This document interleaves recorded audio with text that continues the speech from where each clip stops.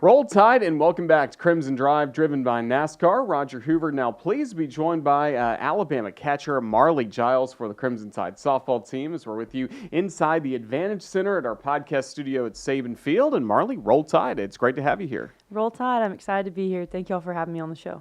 We're really excited for it as you begin a new season this year with now Team 29. What have you liked about the work that this group's been putting in the last few weeks? Oh, you have no idea. It's been awesome to see everybody working hard, from everybody from our pitchers to our outfield, putting in the extra work on the off days, going in, hitting off the machine, using the hit tracks. It's been all the bells and whistles, like full throttle, especially with the cold weather. You'd think that everybody kind of take a couple of off days, but really it's been the opposite. Every day I've gone in to hit and stuff, I've seen girls in there working and getting stronger, going in and lifting with our strength coach, Michelle. And so we're just really excited to see how the season's going to pan out and everybody's hard work to be put on the field. Of course, softball is an outdoor sport, but I know there's been a lot of preparation going on indoors. How do you guys get organized for an indoor practice? So normally for indoor practice, Murph will start out with the defense over at the football indoor facility. So they can bring bases over there and really just treat it like a turf infield and a turf outfield. So it's really smart on their part, just being able to still get in that defense, but also whenever it comes to the offensive side, everybody would come back to the field. And so then we'll normally have stations. We'll do like a little pre-warm-up where we've got 4 cages in there, very like full-length cages, so a pitcher could be in every single one of them. And then in all the cages, we have pitching machines where you can put it on like a self-feeder where you just turn it on and it'll just feed it. And then we also just got this new machine called the hit tracks, which is a really, really cool thing for us to have. Basically, how it works is you can develop and put any stadium into it, and it like tracks your ball whenever you hit it. So whenever you're in the cages, a lot of times you don't know if it's a pop-up, if it's through the infield, or if they're going to make the play. And the system has like virtual people that play the position to where you can actually see if that ball gets through the hole or if you hit a home run or if it was a pop-up. So it's a really cool tool that we've been really using a lot this fall. Do you miss the dirt when you're having to do all these turf practices, stuff like that? I do, because probably catching is my favorite part of softball. I love to hit, but gosh, I love practicing defense. I like watching the infield do their thing and like being able to kind of coordinate whenever we're doing drills and stuff and doing situations. I just think it's so fun. So I have missed it. But actually today we're going to go out on the field for the first time, and it's pretty cold. So we're going to see how that goes. But I think it's going to be a lot of fun. Yeah, of course, softball is such an interesting sport. You start when it is so cold, the first week of February, and then you end when it's really hot in Oklahoma City, getting into late May and early June. Just how does this time of the year, especially the early weeks of a season, how does it help build a team and get them ready for the long haul? So I would say January is probably one of the hardest months out of the year for us, because it's a full month of practicing every single day and in 20-hour weeks, and you don't get the enjoyment of like playing another team and like actually winning a game. So I think our coaches do a really good job of like putting little competitions into everyday practice. So like that's where your little joy for the day can come from, is winning your competition, or maybe if you lose and even bringing it a little harder the next day because you didn't compete as well as you wanted to. So this January is honestly like, I think it's been really well. We haven't had girls complaining. We haven't had any of that. I think it's really been great, like people doing their job and going to work and trying to get as best that they can. But also on like the injury standpoint, it can be a lot, especially a full month of training and like everybody's tired and everybody wants another off day, but one off day a week. But so, that part can get stressful, but Murph does a really good job of strategically putting in flex days where we're supposed to have off days throughout the year, and he's gave us a couple of those recently, which has really helped with like being able to just kind of mentally just take a break for a day and maybe go hit if you want to and then come back refreshed the next day, which has been awesome. You're one of the busier people on this roster. Not only are you a position player, a hitter, but you're also a catcher. So that means you have to do the mental side of pitching as well, get to know your fellow pitching members of the staff there. How much do you enjoy that catcher-pitcher relationship, especially the group you have right now? Oh, it's fun. I really like it. All of our pitchers are completely different. So you've got Jocelyn Brisky, she's a drop ball pitcher, Caitlin Riley, another drop ball pitcher, and then you've got Emily Winstead and Brea Hodges, they're both rise ball pitchers, and then you've got Ailey Johnson, who's more of a change-up girl, but also can throw some speed. So that being said, like they're all complete opposites, and all their personalities are complete opposites as well. So like this fall, I've really tried to get to know the new girls really well to understand how I can help them perform best, how I need to approach a situation. If they're maybe down an account, what I need to say, maybe if I don't need to say something. You know what I mean? Like just kind of learning their personalities, learning what works best for them. Because at the end of the day, whatever works best for them, that's what I want to do. Because I mean, I don't care if I look really dumb behind the plate. As long as it makes them pitch well, I really don't care. So Yeah, in the game when we see you jog out to the circle really quick, I mean, is it always scouting report things, or sometimes you say a quick joke, just kind of loosen the mood or loosen the tension at all? How do you manage that during a game? it again depends on the pitcher. But I would probably most of the time it's not scouting stuff. Our pitching coach Lance McMahon does a really good job of scouting pregame. So most of the pitchers know coming into the game, like all the hitters and like how they're going to approach them. So in the game, it's more of not thinking about mechanics and approaches. It's more just get the job done. You know what I mean? Like sometimes I'll go out there and I'll say the most randomest thing just to get them off of thinking of pitching. Sometimes I'll go up there and it'll be more of a competitive thing. Like, hey, win this pitch, you're going to beat her. It depends on the pitcher.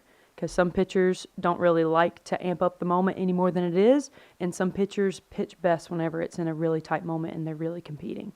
So again, it just kind of depends on who's throwing and what the situation is, but most of the time it's more of like a, hey, just deep breath, you've got this. That's probably like 80% of the time. And then like the other 20 is the, okay, we've got it. You're going to get this girl.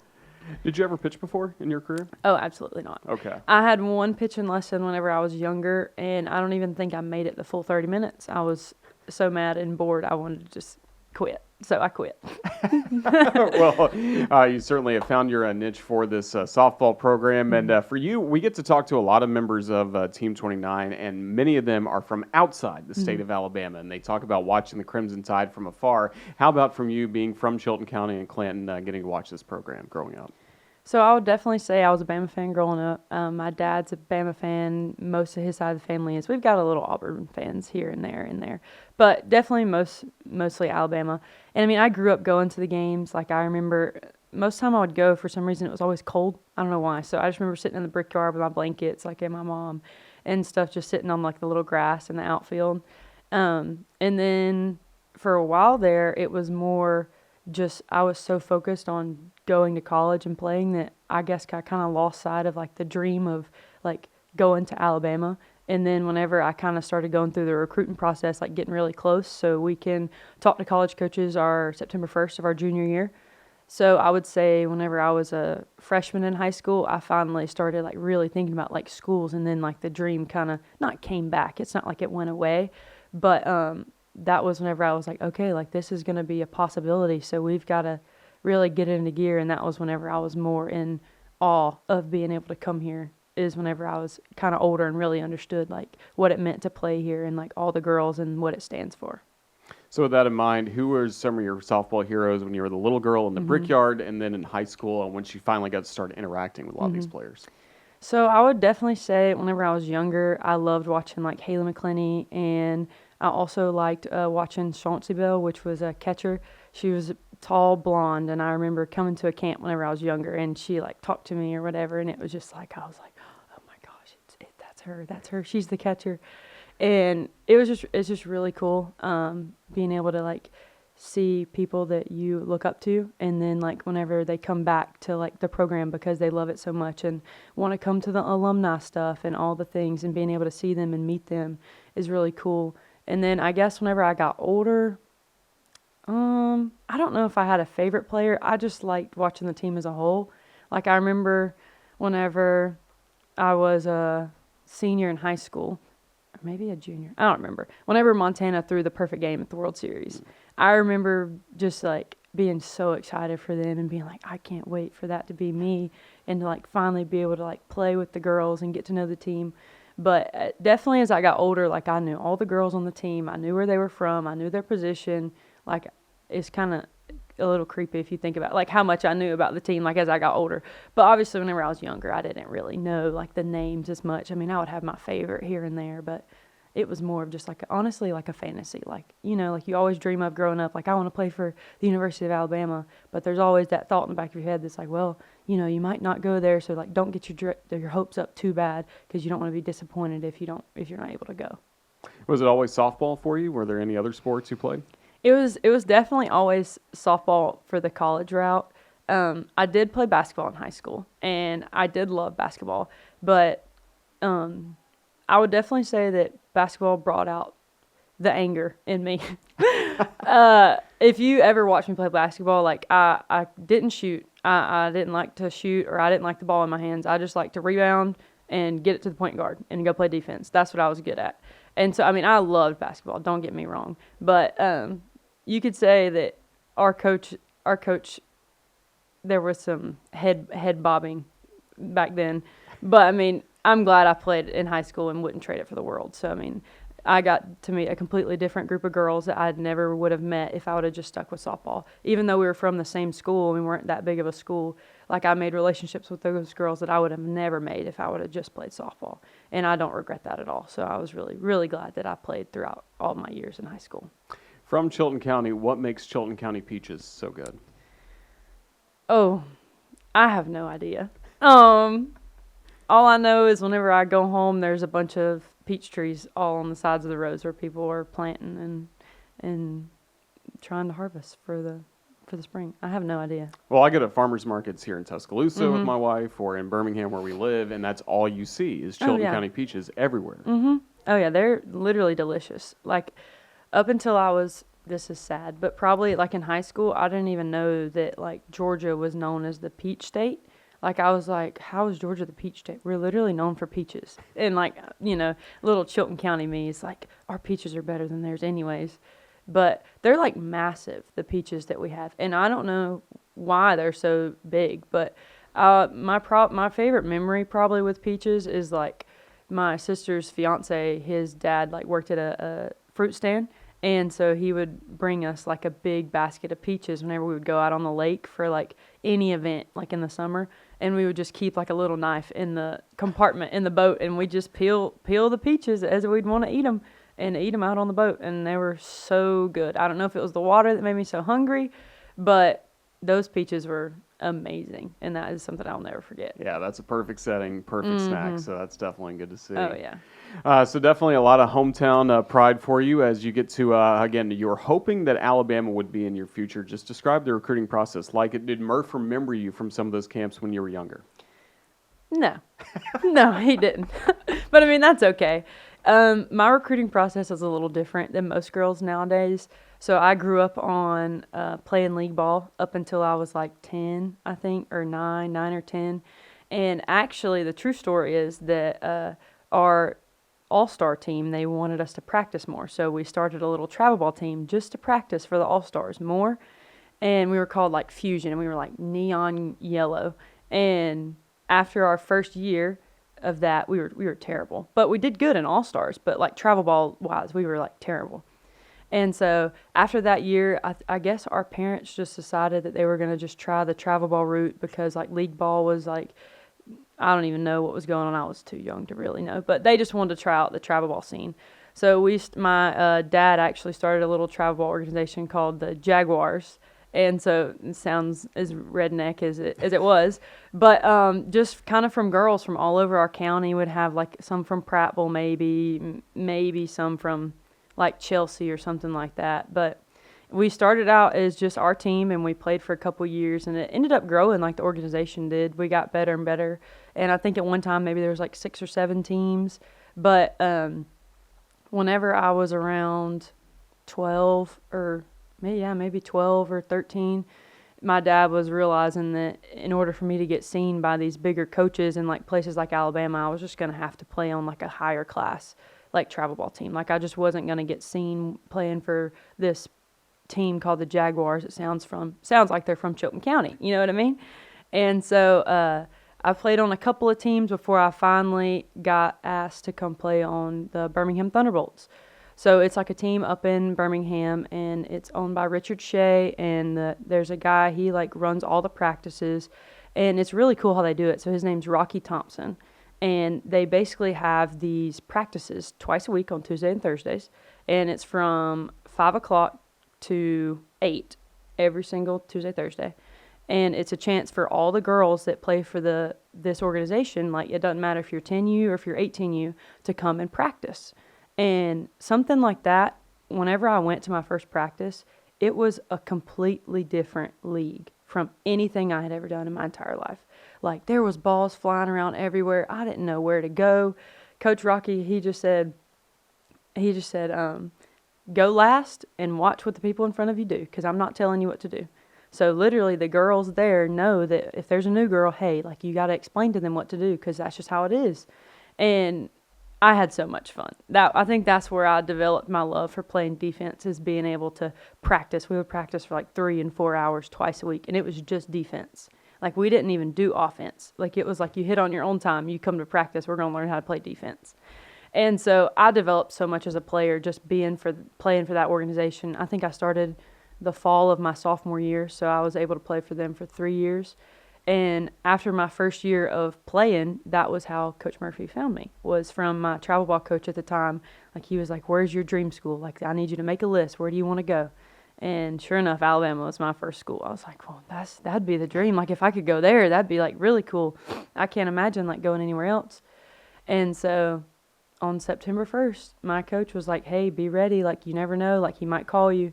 And I think it was Coach Allie at the time, Coach Allison Habits. She called me at like 1 a.m. on September 1st. And I answered the phone call, and I was ecstatic as all get out and so excited. Best late night phone call ever. Oh, right? yeah, best.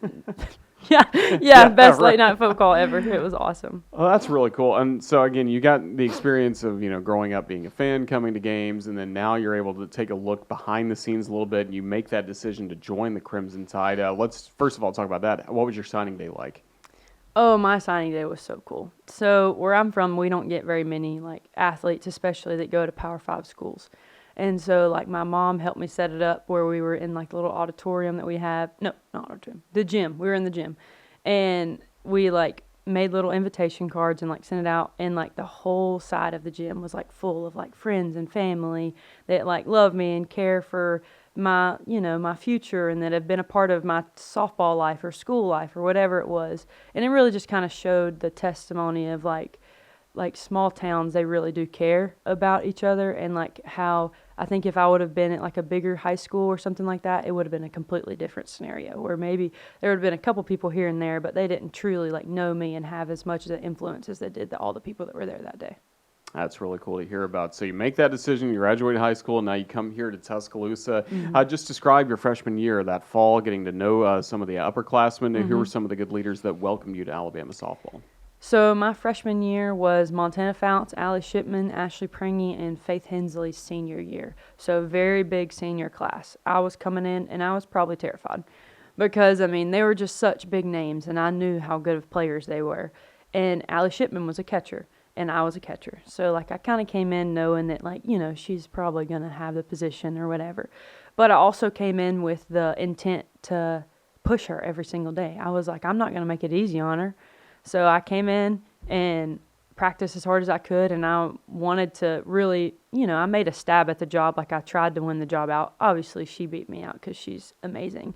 But, and so once she beat me out, then I started practicing in the outfield. And so I played outfield for Coach Rocky, for the travel ball coach, for about a year, maybe 2 years. No, 2 years. And then my final year, I finally was working with catchers. And so I was kind of used to there's good players on your team, so you've got to understand if they're better than you and they won the job, and there's no issue with that. Like, I'm just pushing them to be better at practice every single day. So once she beat me out, I went to the outfield, and I got an opportunity against, I think it was Auburn, to pinch hit, and I like hit the longest single ever. It was like off the wall, but I thought it was over. Embarrassing. Anyways, and so I got like a long single out of it, and after that at bat, he put me in the outfield, and so I played outfield for like, I think 2 or 3 SEC series is my freshman year, and then whenever we were at Ole Miss, Allie Shipman, she got a concussion. So then I came in, and I had not caught in probably 3 or 4 months, like not even put on the catcher's gear. and I had to catch that game in the SEC series. That was like, I had not caught Montana since, probably February, whenever we were in Texas, or February or March. And I mean, I guess I held down the fort as best as I could, but I mean, I made some screw ups while I was back there. But our leadership that year was awesome. Like, Montana did such a good job, and so did Ship, and so did Prangy. Like, they were just incredible young women, and being able to learn from them and see how they lead a team, I think really helped the people that we have now on the team to lead as best as they can. Like Abby Duke-Schuler, Larissa Pruitt, Kristen White, me.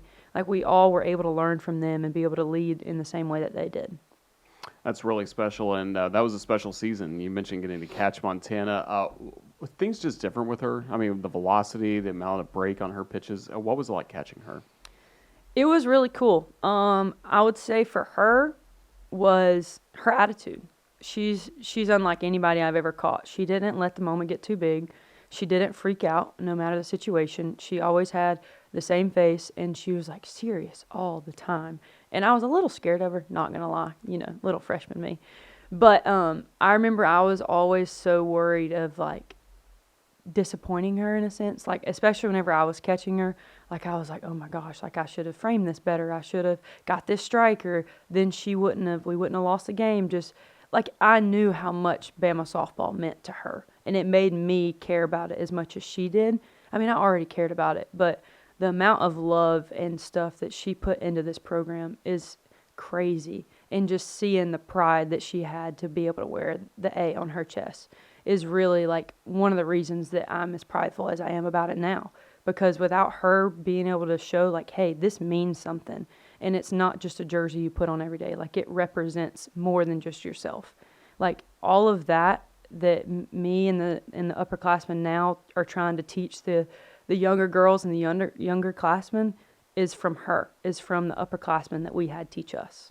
And how about the grit, too, that she showed, getting injured in the SEC tournament and then willing you all through that postseason run? I mean, that had to teach you a lot.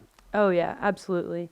I mean, resilience is another thing. I mean, Coach Murphy used it as our word of the year last year because we didn't do as well in the SEC and then still ended up making it to the World Series. But that's what she was. And I think that just shows a tone to how much she wanted to be back on that field. And she wasn't through yet. And she knew she only had a couple months left. And so I don't even know how she managed to pitch, but she did. And it was just really cool to be able to see her work as hard as she did to be able to do that. So that's a whirlwind of a freshman year for you. And then, Yes. like you mentioned, that great senior class moves on. As a sophomore, you're going to take on a larger role. I am curious, you go from 13 to 34. We had just seen Allie Shipman wear number 34. Was that a tip of the cap to her, or was that a number you always wanted? It was a number I always wanted. My dad was 34 whenever he played in like high school. He didn't even play college sports. He didn't even go to college. And so whenever I was younger, I started playing whenever I was like 3.5. And so he just put me in his number.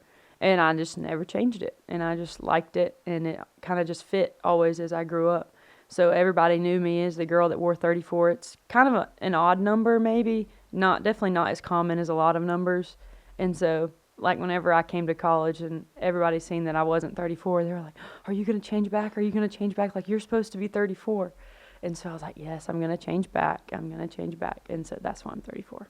Oh, that's really good to see. And again, for you take on that larger role working with the pitching staff a year ago. And then, fortunately, some adversity for you on March 30th. What can you tell us about what led to the injury and long road back you had after that? Sure. So going up to that moment was pretty rough. We had not won a series yet. And so I remember that day, it was a 1-1. It was the series was tied 1-1. And I think like the night before I'd like hit a home run, and I had not hit a home run in a couple of weeks. So like that was like, it meant a lot to me, and I was like fired up, like ready to go. I was ready to win the series. And I don't remember what inning it was, but as soon as I got hit, I was like swinging, and I like took the pitch, and as I took it, it like hit my forearm. It hit me like right here. I have a scar. So like, wow. That's a scar, yeah. And so I went to first base, and I was like, I couldn't like get my breathing under control. I was trying not to cry.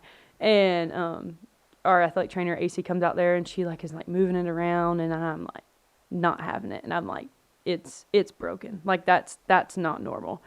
And I remember Coach Bro and Murph coming over there and like, okay, we need to get you a runner.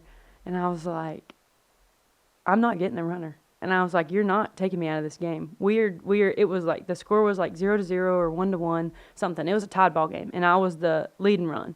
And I was like, I know I'm a good base runner. Let me run the bases. Like, I can at least run the bases good. I know I'm out. I'm done. It's broken. I was like, I can't throw. I'm not going to be able to hit. At least let me run the bases. And he let me run the bases. And so I ended up scoring on like a pass ball. I like made it around the horn and scored on pass ball. And I came into the dugout, and I had not, nobody on the team knew that I knew it was broke or that they thought it was broken. And so I like went to our athletic trainer, and I was like, hey, is there like a test you do to like tell if this thing's broke or something? And she was like, yeah. And I was like, okay, just do it right now, because I'm going to lose my mind if I don't know if it's broken. And she like did it, and I was like, yep, that hurts. Okay, it's broken. Awesome. And it was a lot to take in, not going to lie. So I guess after that moment, it was a lot of, the next day was Easter. So after I broke my arm, we flew back home, and I went home, and I remember like going to church the next morning with my family, and like I had like a makeshift splint on my arm at that point that our athletic trainer made. It was like, it was funny looking, but I had my little Easter dress on and my splint on my arm. And then it's making it worse because all the people in our church and hometown are like, oh, are you okay? Is it going to be okay? And I'm like, no, it's broken. So, I mean, that was a little awkward, but I just remember just sitting there like in the pew or whatever, and like worship music was playing, and I was just bawling, crying, because I just didn't want the season to be over with. Like, I was like, I can handle a couple of weeks, but I was like, please just let me step back on the field one more time. That was all I wanted. All I wanted was to be able to step on the field, whether that was in regionals, whether that was at the World Series. I was like, I don't care. I don't want this to be the end of the season for me. And thankfully, by the grace of God, it wasn't. And we went and seen Dr. McYoung. She's up in Birmingham, and she was like, yeah, we can do surgery on it. And she put a big fat plate up against it and put some screws in it and lined it back up and screwed it in there. And I think I was out for 5 weeks or something like that.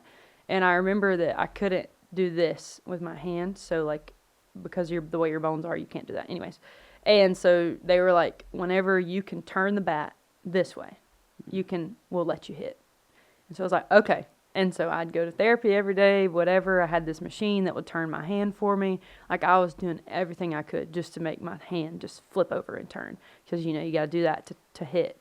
And so I think he let me catch in the Auburn series. He finally, the doctor cleared, was like, okay, if you want to catch, you can, but we're going to wait one more week on the hitting.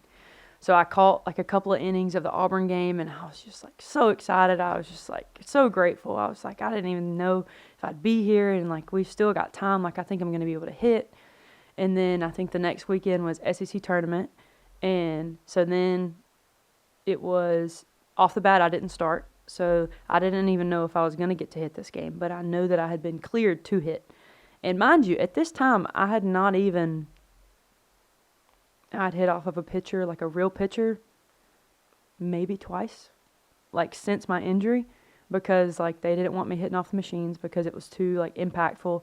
They didn't want me in a environment where the pitcher might hit me. So I remember before the game, Lance McMahon, our pitching coach, was like throwing front toss, and he was like doing like a full circle, and it was like I actually had a good like BP, and I was like, okay, like I'm good. I'll do it. Put me in. I'm ready. And I think he ended up giving me a pinch hit at bat and like put me in the game to catch. And so then whenever I was finally came up to bat, I think I like popped up to first base, like my first at bat. I might have done it my second bat too. I don't even remember. But I did end up getting a hit that game. I got a double. I was facing Sydney Berzon or Bergeron. I'm not sure how you say her name, but she throws like probably 68, 60, 69, 70 drop ball pitcher. And I was late on both of her fast stuff, all of her fast stuff, and she threw me a changeup or her off speed. And I was like, thank you, Lord, for giving me this changeup. And I hit it a double off the wall. And I was like, if you would have threw me something else, I would have fouled it off again because I wasn't catching up to it. But hey, it worked. And sadly, we did end up losing that game, which, me, I'm fired up. I'm a very competitive person. I'm like so mad. And so then we go back and we practice, and now postseason starts. Like, it's regional time. And so from then on, I mean, it was just practice every day like normal. I mean, manage it the best we could, take some ibuprofen, wrap it up, call it a day. So you're into the postseason. Alabama doubted a little bit in that postseason with the draw. First of all, you got Clemson in the regional. How special was it to move on, and we'll get to Tennessee after that? It was awesome. I mean, we were so excited. I mean, Riley Valentine coming up with that clutch home run. I don't even remember which game it was. All I remember is that she hit that home run and we won one of the games, and then we were going to the World Series. And it's almost pretty much a blur. Like, when I think about it, I couldn't even tell you the specific games. I couldn't even tell you who we played, probably, if I thought about it. But it was just surreal. You know what I mean? People didn't even think we were going to make it out of regionals. And so being able to see, like, Kayla Beaver and all the new girls, Jocelyn, like, the freshmen, and being able to, like, make it past that first round and be able to just, like, okay, we put up our best fight and we won. Who's up next? And lo and behold, it was Tennessee. Out there as well, and Tennessee wins the first game. They're now, 7 innings away from going to the Women's College World Series, one of your arch rivals. Game 2 ends up being 14 innings. You're behind the plate for all that. You see all the pitching from Jocelyn and Kayla Beaver. In the moment, did you realize what a special game that was? I did, but I didn't. All I remember, again, kind of blanked it out. Don't really remember. But I just remember every time we'd come in or we'd finish an inning, like, Kayla Beaver would just be so fired up. Like, she was like, we are not giving in. We're not backing down. Like, we're going to win this game. And it wasn't like a sign of defeat whenever we wouldn't get the job done. It was like she was the fire that we needed to keep us going, to play great defense, so we'd have another opportunity. Because, I mean, the pitching staff at Tennessee, I mean, gosh almighty, kudos to them. I mean, they're both All-American pitchers. Carlin Pickens, probably one of the best pitchers in college softball. And then you've got Gottschall, who's got one of probably the best rise balls in college softball. I mean, so, like, they both did such a phenomenal job. And, I mean, I think that game goes either which way. I remember being on first base at some point in that game, and one of the Tennessee girls, she was just like, God, I'm ready for this game to be over with.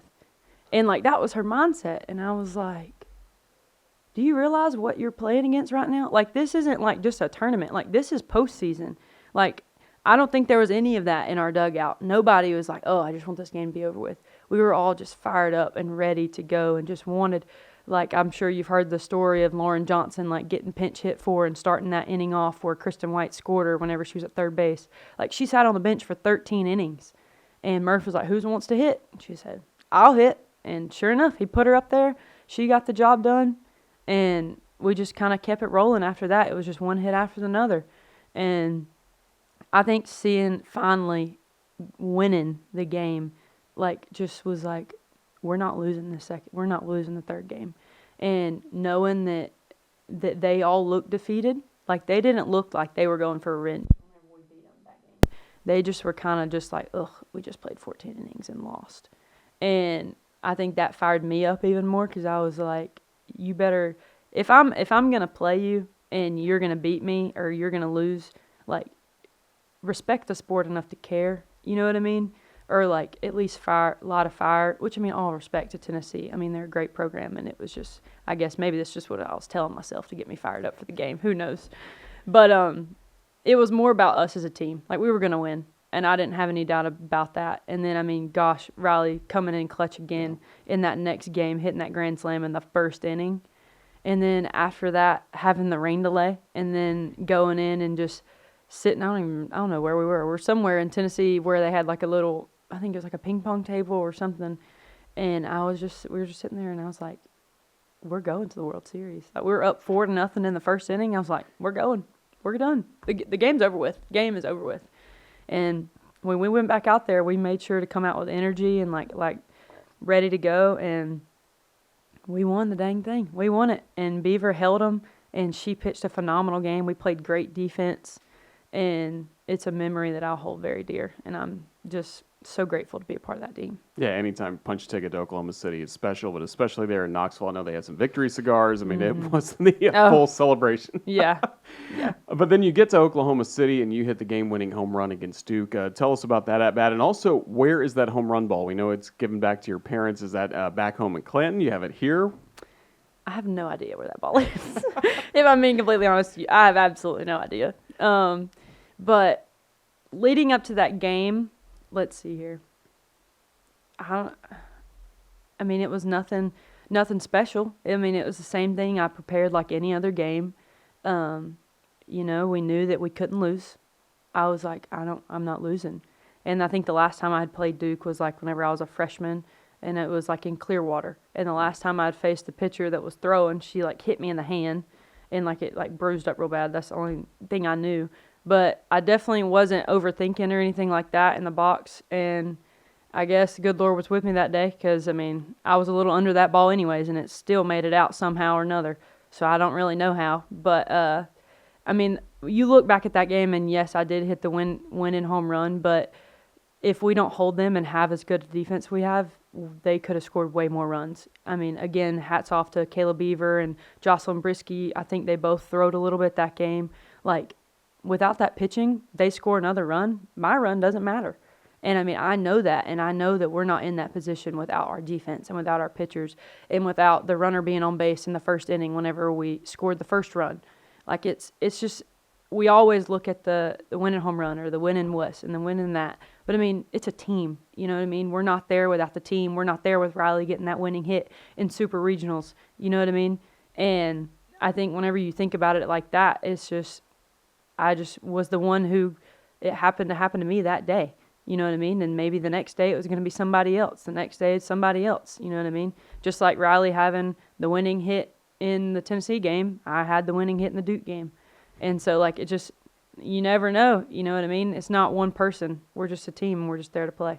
Just there to play, and now it's Team 29. We're on to your junior year. Already 2 great years you've had wearing the crimson and white, and now you get to be one of the 2 captains. So what does it mean to have that honor even going into the season? It means so much to me. I love this team with my whole heart, and I love these girls and would do literally anything for any of them. And just knowing how much our coaches care for us and how much, like, everyone around us and our support staff and how much they pour into us just as a person, not even as an athlete. Like, you take softball completely out of it, and, like, we learned so many life lessons from Murph and from Coach Bro and from Lance. I mean, Lance will every single day, it seems like he'll say something about building character. You're being put through hard things to build your character and be able to sustain. And even when things hit you like life, like you're able to get back up and get on your feet. He's a character himself. I love him to death. But I mean, just knowing that my teammates chose me to be captain also kind of fills my heart up for the day. You know what I mean? Like, we've never had captains before on our team. I think this is the first time I've had a captain, at least while I've been here. And people choosing me to take that role really means a lot to me. And I'm just so thankful that they, I guess, trust me with that role and think that I'm fit for it. Well, we can't wait to see Team 29 hit the field this year. Marlie, we could talk for another hour or so about everything Alabama softball. Just thank you for the time you've given us here on the Crimson Tide Sports Network. Yeah. We'd love to have you back at some point this spring. Thank you. Roll Tide. Thank you for having me, Roll Tide.